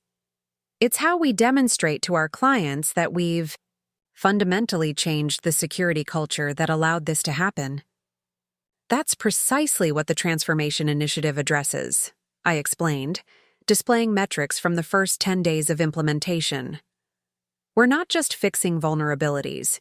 We're establishing new protocols, training procedures, and accountability, measures to prevent similar breaches in the future." "And what about Nathan?" asked another director. "Do we have sufficient evidence for legal action?" Richard nodded grimly. "The investigation has already produced documentation of data transfers to third parties, financial transactions corresponding to those transfers, and communication explicitly discussing the sale of client information. Our legal team is preparing appropriate actions." As the meeting concluded, the board unanimously approved expanded resources for the security transformation, recognizing that Horizon's future depended on rebuilding client trust through demonstrable security enhancement. What had begun as a necessary improvement had become an existential imperative for the company's survival. Back in my office, I found Grace waiting with an update that added another layer to the unfolding situation. Nathan attempted to access the building this morning, she reported. Security denied him entry per protocol, but he became confrontational, demanded to collect personal items from his office. Was he allowed in? No. Security explained that all personal effects would be inventoried and made available through appropriate channels, following standard procedure, for employees on administrative leave during active investigations. I nodded, unsurprised by Nathan's reaction. He had always considered himself exempt from the rules that governed others, a mindset that had contributed directly to the security crisis now facing Horizon. There's something else, Grace added. Several clients have requested meetings specifically with you. They want to discuss the security vulnerabilities and understand exactly how their data may have been compromised. Schedule them immediately, I instructed. Complete transparency is the only way forward. They deserve to know exactly what happened and what we're doing to protect them now. The client meetings filled my afternoon, each one following a similar pattern. Initial concern giving way to cautious appreciation for the candor with which I addressed the security breaches. These weren't easy conversations, but they were necessary for rebuilding the trust that Nathan's actions had damaged. We've been with Horizon for 5 years, noted the CTO of Westbrook Financial during our meeting. In all that time, we never received this level of security transparency from Nathan's team. Issues were always downplayed, vulnerabilities minimized. That approach ends now, I assured him. You'll have complete visibility into your security profile, vulnerability assessments, and remediation strategies. No more hidden risks, no more undocumented access points. By the end of the day, a new pattern had emerged in client responses. Initial alarm at the security breaches followed by growing confidence in the remediation approach. The very transparency that Nathan had avoided was becoming Horizon's strongest asset in rebuilding client relationships. As evening approached, I received an unexpected visitor. Dr. Diane Foster, my security mentor, arrived unannounced, her expression serious, as Grace showed her into my office. I came as soon as I heard, she said, settling into the chair across from my desk. Corporate espionage isn't a typical career evolution, even for someone with Nathan's ethical flexibility. You don't seem entirely surprised, I observed. Let's say I've had concerns about Horizon's security practices for some time. She glanced around my office appraisingly. But it appears things are changing under new leadership. Rapidly, I confirmed. Though the scope of the vulnerability was even greater than I initially assessed. Diane nodded thoughtfully. Security breaches usually are. What starts as cutting corners inevitably evolves into something more serious once the initial ethical boundaries are crossed. She leaned forward. I didn't just come to offer moral support, Emily. I came to propose a collaboration. She outlined her vision, using Horizon's security transformation as a case study for her advanced security ethics program, documenting the process of evolving from vulnerability to protection as a model for other organizations facing similar challenges. What you're building here isn't just a better security system for one company, she explained. It's a blueprint for cultural transformation that could benefit the entire industry. Companies everywhere are struggling with the same fundamental question. How do you build a security culture strong enough to withstand both external threats and internal compromises? The proposal was compelling, offering the opportunity to extend the impact of Horizon's transformation beyond its own clients and systems. By documenting the process, the methodologies, and the outcomes, we could create a framework for security evolution that others could adapt and implement. I'd need board approval, I noted, and client permission for any specific cases included in the study. Of course, everything properly anonymized and vetted through appropriate channels. Diane smiled slightly. I've always said security isn't just about technology. It's about people, culture, and integrity. You're proving that theory in real time. After she left, I remained in my office, watching as evening settled over Seattle, the city lights coming alive against the deepening blue of the sky. In just 10 days, Horizon had undergone a profound transformation, not just in its security systems, but in its fundamental approach to client protection. The company Nathan had shaped through fear and shortcuts was evolving into something stronger, more transparent, and ultimately more trustworthy. My phone buzzed with a text from Maya. "Dinner tonight to celebrate the corporate espionage revelations?" That sounds weird, but you know what I mean. I smiled slightly, appreciating her attempt at levity amid the intensity of the situation. Rain check? Still processing everything. Understood. But remember, it's okay to acknowledge this as a victory, not over Nathan specifically, but for security integrity generally. She had a point. While I'd maintained professional focus throughout the investigation and remediation process, there was undeniable personal significance in what had transpired. The very qualities Nathan had dismissed, my caution, my attention to detail, my insistence on proper procedure, had proven to be exactly what Horizon needed. The next morning brought news that shifted the situation into its next phase.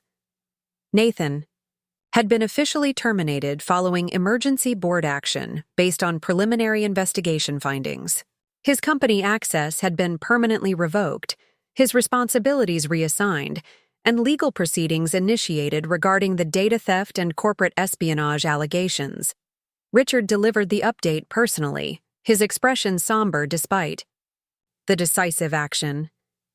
"The evidence was overwhelming, Emily. The board voted unanimously after reviewing the documentation you provided." I nodded, processing this development. "Have clients been notified?" "We're handling that today, with your security team providing detailed briefings on the specific vulnerabilities affecting each client system." He studied me carefully. "You seem remarkably composed given the circumstances." "This isn't about personal vindication," I replied, though we both knew there was an element of that present. "It's about establishing accountability and moving forward with the security transformation Horizon needs." "Well, the transformation is certainly proceeding at remarkable speed." Richard smiled slightly. "The board has approved Dr. Foster's case study proposal, by the way. They see significant value in documenting this evolution for broader industry benefit." As the day progressed, the reality of Nathan's permanent departure settled across the company. Employees who had worked under his leadership for years processed the news with reactions ranging from shock to relief, while the security team continued their methodical implementation of enhanced protection protocols. Olivia appeared at my door mid-afternoon, her expression more settled than it had been since my arrival at Horizon. "I've been reassigned to the compliance division," she informed me. Grace thought my first-hand knowledge of how security protocols were circumvented could be valuable in developing prevention strategies. "A good use of your experience," I agreed, noting the absence of the Cartier bracelet that had once been a constant accessory. "How are you adapting to all the changes?" "It's clarifying," she replied after a moment's consideration. "Working with the security team, understanding the real impact of what we did. It's forced me to confront patterns I've been part of for too long, professionally and personally." There was something different in her demeanor, a groundedness that hadn't been present before, as if the dissolution of Nathan's influence had allowed something more authentic to emerge. "The Security Ethics Committee meets tomorrow to review your case," I reminded her. "Your continued cooperation has been noted in the assessment." She nodded. "I'm prepared for whatever they decide. Some consequences can't be avoided, and shouldn't be." She paused at the door. "For what it's worth, Emily, what you're building here is what I wish I'd been part of from the beginning. A company where integrity matters more than expedience." As she left, I turned back to the window, watching rain pattern against the glass as another Pacific Northwest storm rolled in. There was a certain symmetry to the weather, cleansing, renewing, washing away the accumulated debris of past decisions to make way for new growth. The security transformation that had begun just 10 days ago had evolved far beyond my initial vision, accelerated by the very resistance it had encountered. Nathan's attempts to undermine the initiative had only revealed how desperately it was needed, while his ethical compromises had illuminated the path toward a stronger, more transparent security culture. Outside my office, the Security Enhancement Center hummed with purposeful activity, teams working collaboratively to implement protections that would safeguard client data far into the future. The atmosphere was focused but light, professional purpose without the fear that had characterized Nathan's leadership. My phone buzzed with a message from Dr. Foster. Initial framework for the case study is ready when you are. What you're building at Horizon has potential to become the new standard for security transformation. The woman Nathan had dismissed, as too cautious, was now leading an industry-recognized security revolution. The qualities he had mocked, thoroughness, attention to detail, ethical consistency, had become the foundation for rebuilding what his corner-cutting had compromised. As evening approached, I took a final walk through the office before heading home. The transformation was visible everywhere, in the collaborative energy of the security teams, in the transparency of the client communication protocols, in the relieved expressions of employees no longer forced to compromise their professional integrity for expedience. Tyler approached as I was gathering my things to leave. We've completed the comprehensive vulnerability assessment for all client systems, he reported. The remediation roadmap is ready for your review tomorrow morning. Excellent work. I commended him. You've built something remarkable here in a very short time.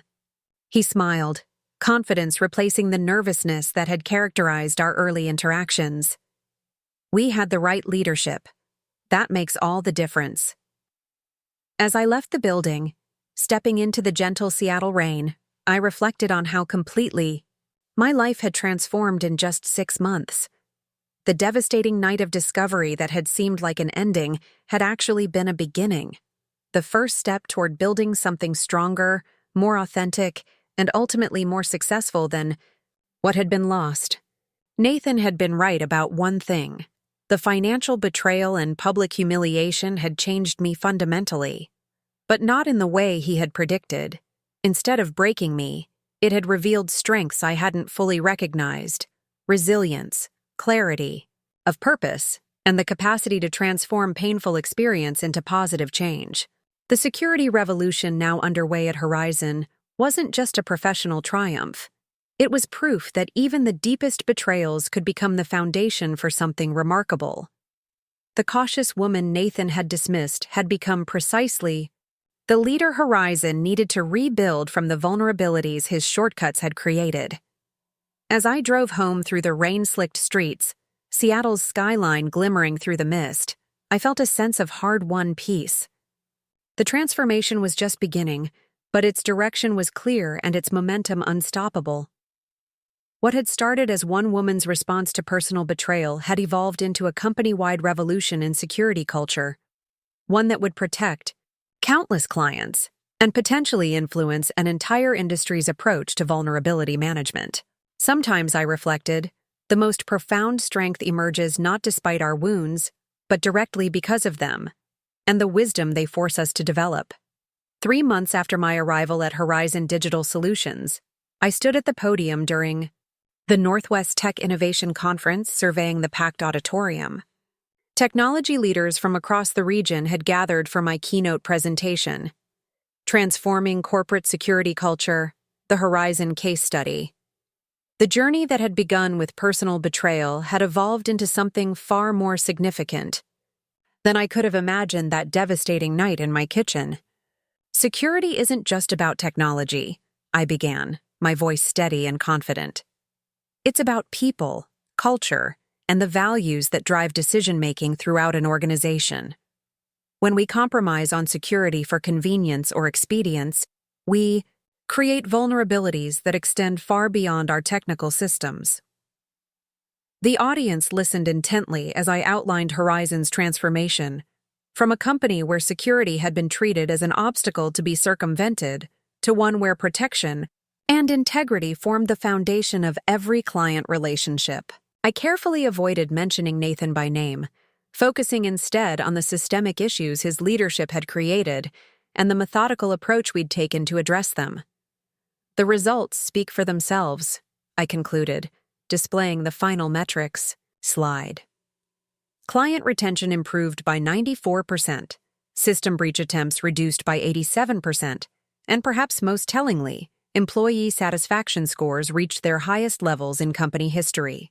When people are empowered to prioritize security and integrity over expedience, both performance and well-being improve dramatically. As applause filled the auditorium, I caught sight of Richard and the Horizon board members seated in the front row, their expressions reflecting well-deserved pride in what we'd accomplished together.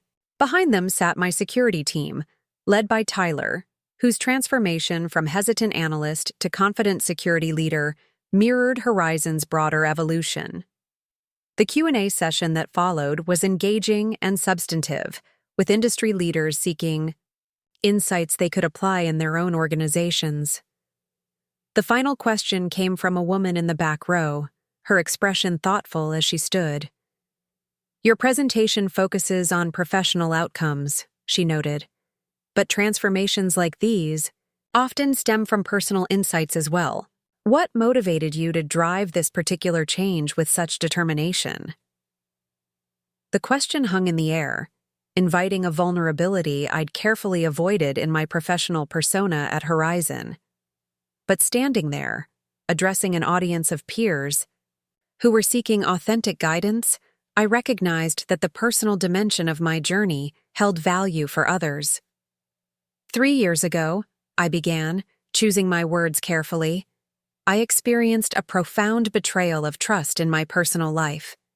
Someone I believed in completely had been systematically creating vulnerabilities I couldn't see, hiding risks I didn't know existed. I paused, feeling the audience lean in slightly.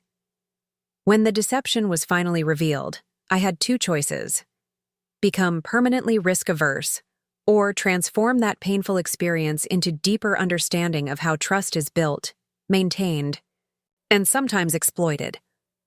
I glanced at my team, seeing Maya and Dr. Foster among them, both nodding encouragingly. What I discovered was that the same principles apply whether we're protecting our personal boundaries or enterprise data systems.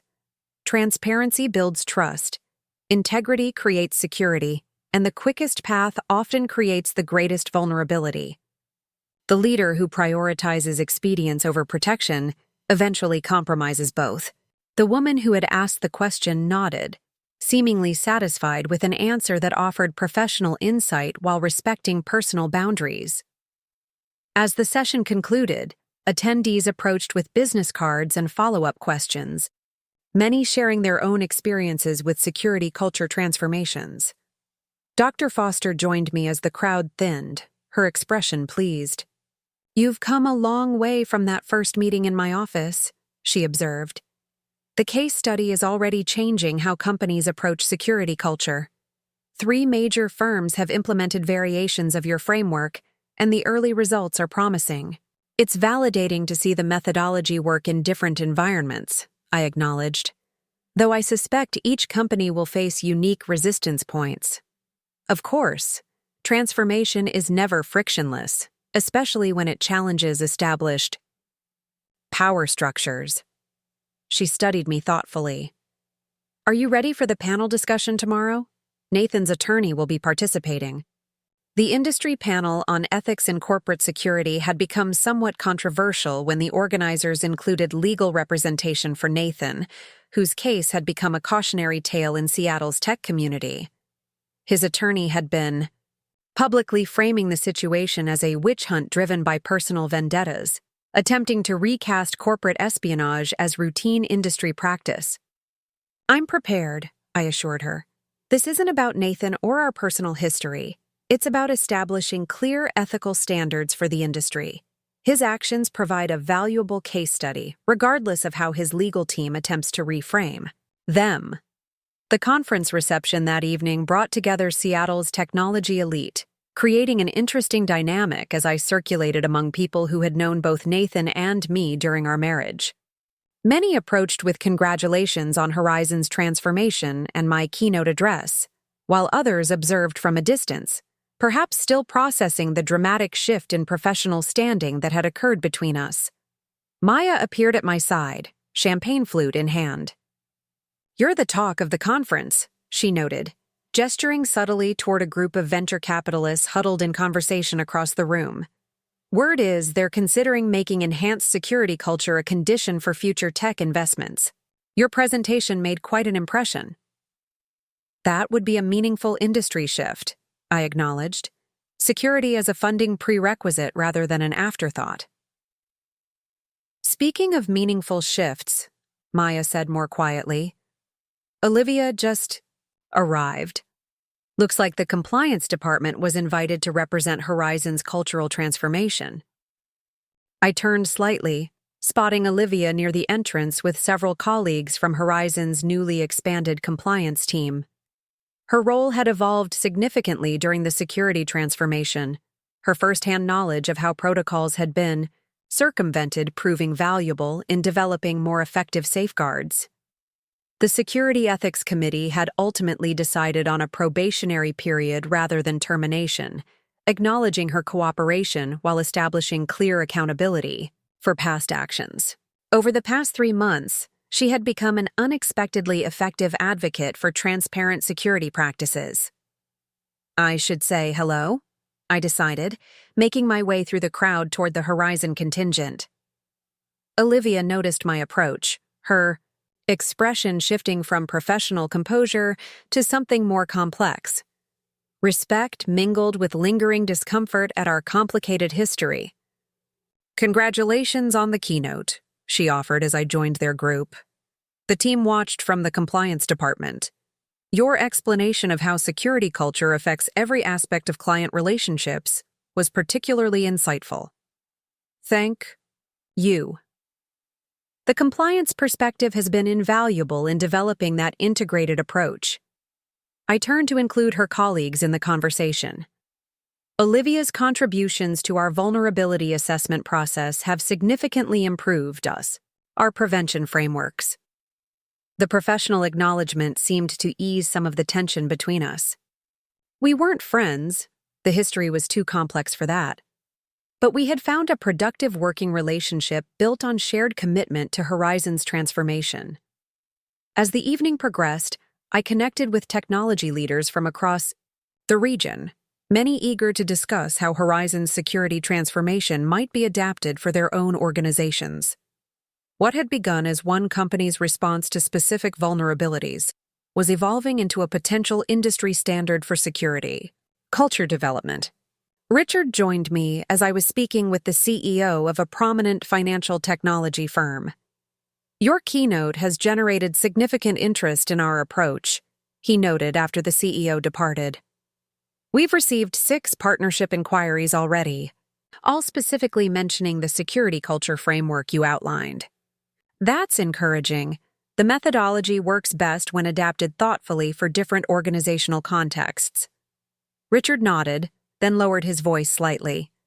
"There's something else you should know. The legal proceedings against Nathan have taken an unexpected turn. His attorney has approached us about a potential settlement." This was surprising news. Nathan had been maintaining a defiant public stance, his legal team consistently characterizing Horizon's allegations as exaggerated and vindictive. "What changed?" I asked. "Apparently, evidence emerged that he had been engaging in similar activities before joining Horizon," Richard explained. "Previous employers were preparing to file their own charges once our case became public. His attorney is now seeking to consolidate everything into a single settlement with a non-disclosure agreement." The implication was clear. Nathan's pattern of ethical compromises extended further back than anyone had realized. What we had uncovered at Horizon wasn't an anomaly. It was consistent with a long-established approach to business that prioritized personal gain over client protection. "What's the board's position?" "We're considering the proposal, but with significant conditions. Any settlement would need to acknowledge the security violations and include restitution for affected clients. Richard's expression remained professional, but I detected a hint of satisfaction.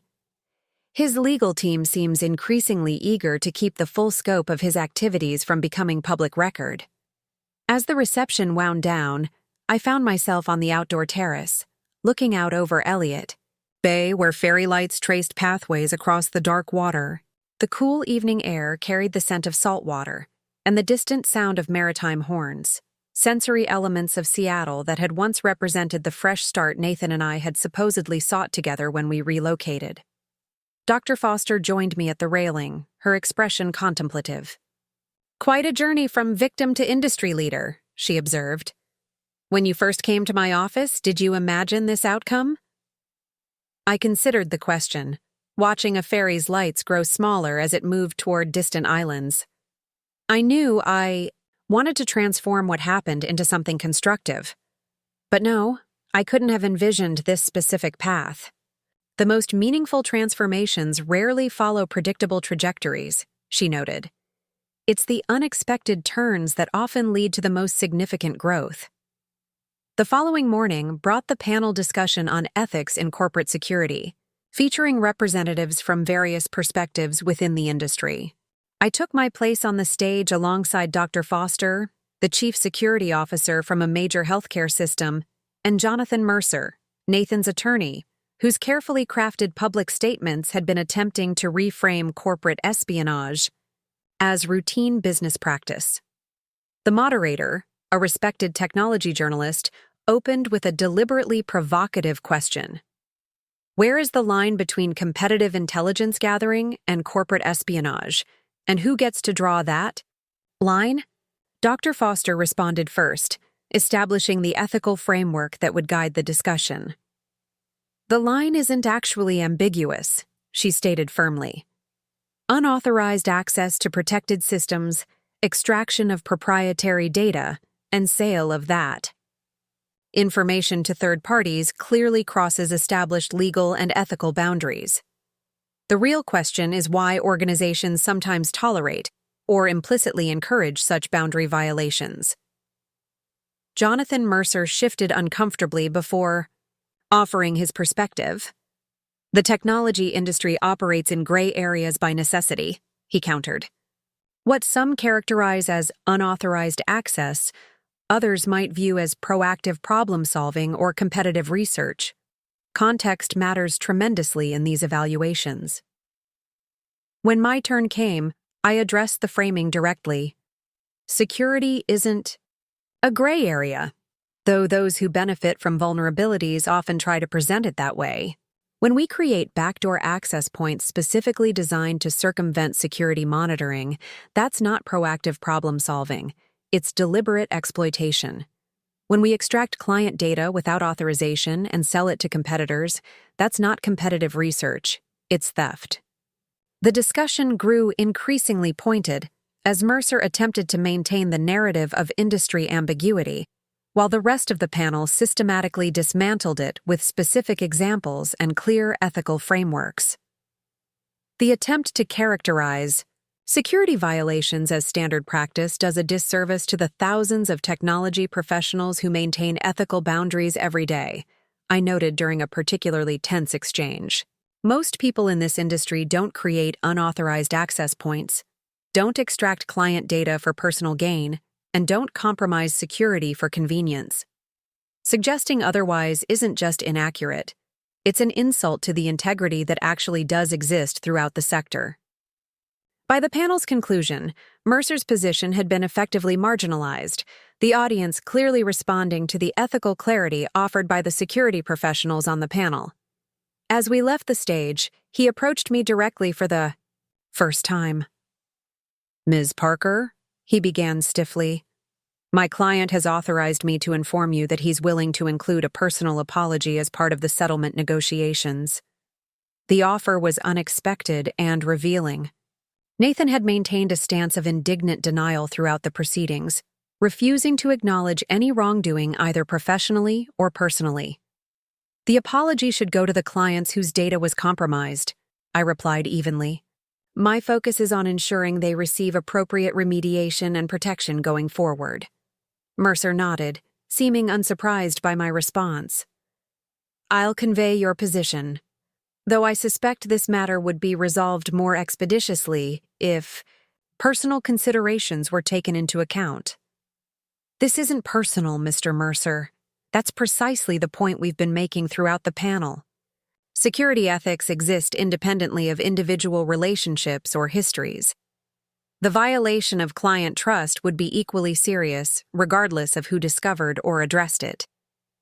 As he walked away, I felt a sense of genuine closure that had eluded me until that moment. The transformation that had begun 6 months ago in my kitchen, surrounded by evidence of Nathan's betrayal, had evolved into something far more significant than personal vindication. It had become about establishing standards, protecting vulnerable systems, and creating a security culture that would benefit countless people beyond my immediate circle.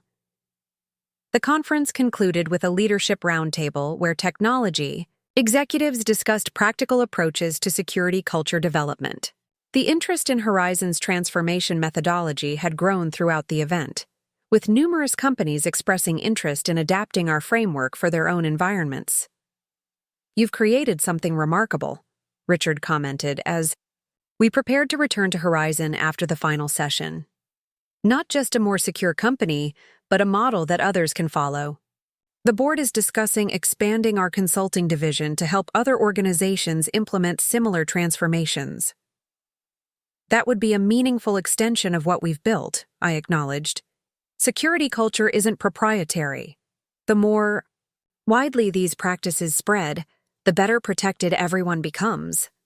Back at Horizon the following Monday, the impact of the conference was immediately evident. The security team had returned energized by the industry recognition, while requests for information about our transformation methodology had flooded in from companies across the region. Tyler approached my office mid-morning, tablet in hand. The final client security upgrades are complete, he reported proudly. Every system has been enhanced, every vulnerability addressed, and every backdoor eliminated. We've also implemented the continuous monitoring framework to prevent similar issues in the future. Excellent work, I commended him. This represents a complete transformation of Horizon's security posture in just 3 months. The team wanted you to know something else, he added, his expression sincere. Working on this transformation hasn't just changed Horizon's systems, it's changed how many of us think about our professional responsibility. Seeing you stand firm on security principles, even when it meant confronting difficult truths, it's inspired a different approach to our work. His words resonated deeply, highlighting the ripple effects that extended beyond technical systems to the human elements of security culture. The transformation that had begun as a response to betrayal had evolved into a model for professional integrity that was influencing how dozens of technology professionals approached their responsibilities. Later that afternoon, Grace appeared with an update on the legal proceedings. The settlement has been finalized, she reported. Nathan has agreed to all conditions, including client restitution and non-competition clauses that prevent him from working in security-adjacent fields for 5 years. And the non-disclosure provisions? Limited to specific technical details that might create additional vulnerabilities if made public, the general nature of the security violations and the remediation approach will remain available for the case study and industry education.